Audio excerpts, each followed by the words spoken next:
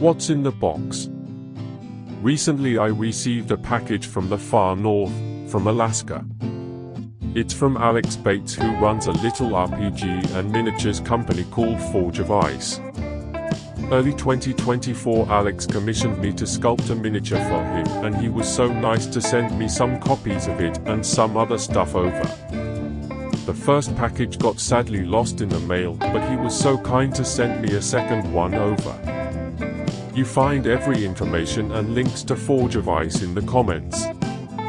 Now enjoy the video, and don't forget to leave a like, to write a comment and to subscribe to my channel.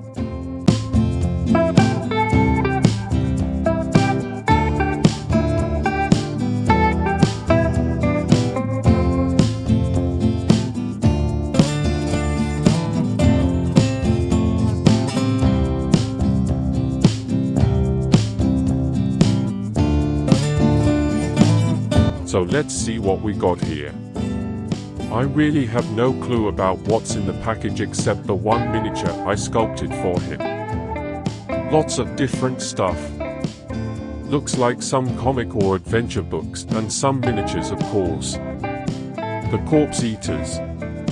A system-neutral adventure set in the world of Asia. Sounds very cool. I will have a closer look at this a little later. And some more miniatures. And what's this? Some candy? Or something like this? And some more miniatures? Oh, this is also very cool. The Awful Amber Dew. And thrilling pulp fantasy adventure for third-level characters. Let's look at this later. And here we have another book. The Fire Pearls of Ayagan. Seems like another system-agnostic role-playing adventure. Again with some very cool cover artwork. We get back to it a little later. And even more stuff from the world of Asia. Some kind of reference sheet and some dungeon maps and a sticker.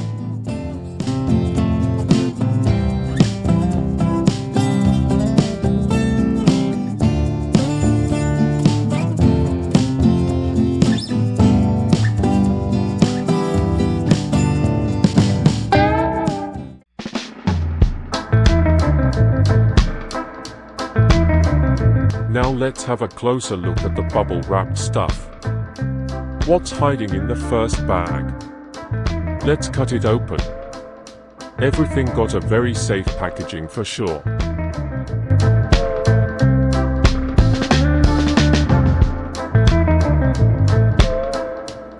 So lots of white metal spin casts.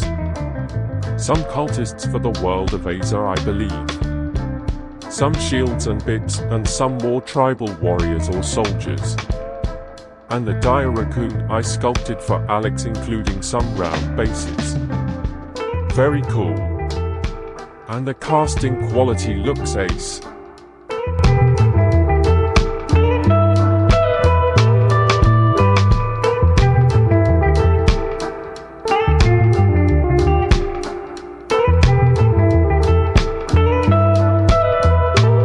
Let's open the next one.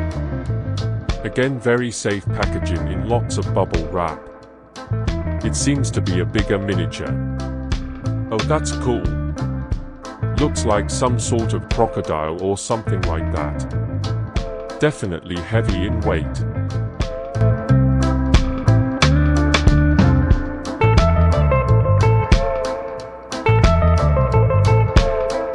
And what do we have here? Oh, this is a resin bust. Some Snake Man priest thing. Reminds me of Thulsa Doom from Conan the Barbarian. This is very cool. Let's put it carefully to the side.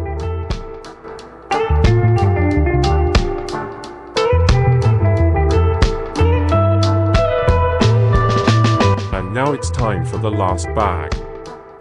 Let's carefully cut it open and look inside. Oh, some exotic spices and some candy from Alaska. Thank you very much for this cool things, Alex.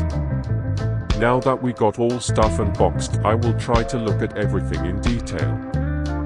First, we will take an even closer look at the miniatures again, and in the last part, we will talk a little about the adventure books. After having a closer look at the homepage of Forge of Ice, this bust is actually called Doom Serpent Idol. And this is an armored crocodile. Both for the world of Asia.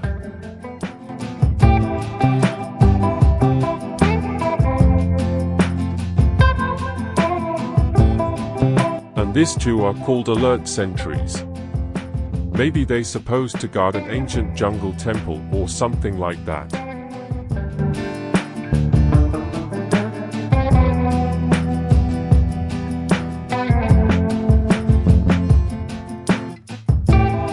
Here we have the sleazy merchant and a snake priestess.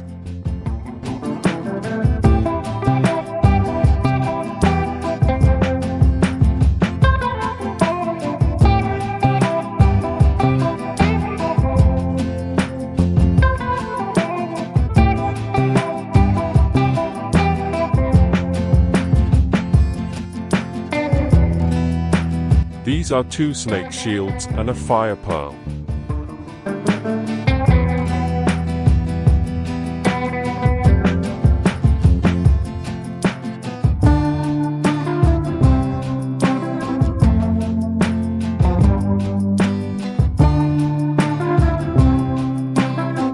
And finally, here is the dire raccoon that I sculpted for Forge of Ice or Reverse Ettin games.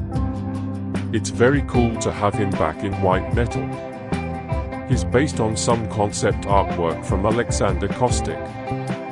And now we will dive a little deeper into those adventure books and zines from Alex and talk a little about the world of Asia.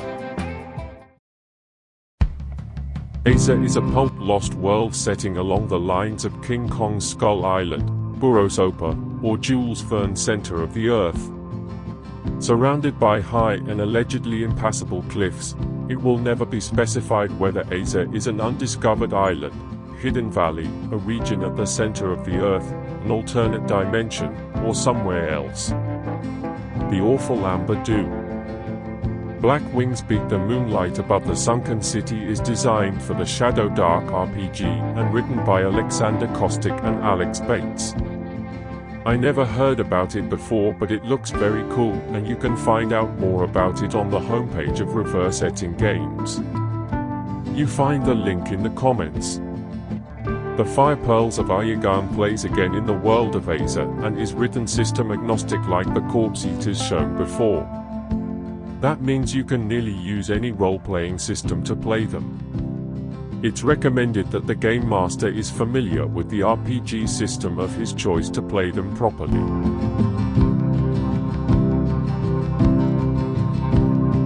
I really like how well thought everything is. The artwork is really over the top and by some of my favorite artists like Ken and James, Alexander Kostic or Aaron Howdell. The books are fantastically written, and finally the miniatures I got were of extreme high casting quality.